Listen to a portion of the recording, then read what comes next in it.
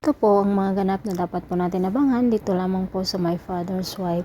Nakapag-desisyon na nga po si Gina na mag-divorce sila ni Gerald, ngunit hindi pumayag si Gerald, mga kapuso, at kahit na ano pa ang pagmamakaawang ginawa nito ay hindi pa rin mapatawad ni Gina dahil nga sa napakasakit ang ginawa nila ni Betsy sa kanilang mag-ama.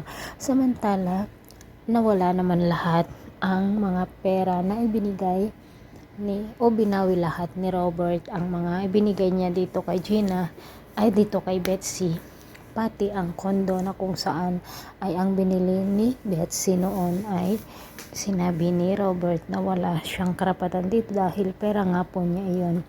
Nagmamakaawa si Gina, ngunit hindi naman pinatawad ni Robert. Samantala, nakaisip nga ng paraan ang ina ni Betsy na kung kunwaring magpapakamatay ito ay siguradong maaawa si Robert sa kanila, mga kapuso.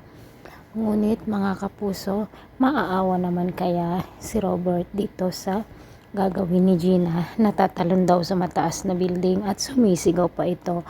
Trending nga ang video na ito, mga kapuso, at may nag-live pa dito kay Betsy.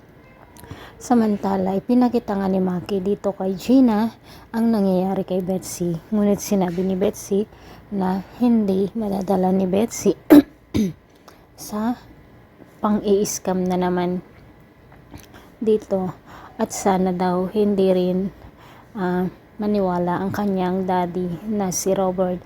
Mga kapuso, abangan po natin ang kapanapanabik na ganap dito lamang po sa My Father's Wife. Ano kaya ang gagawin ni Robert? Pupuntahan niya kaya si Betsy? Maraming salamat. Abangan po natin bukas o mamaya. Thanks. Bye-bye.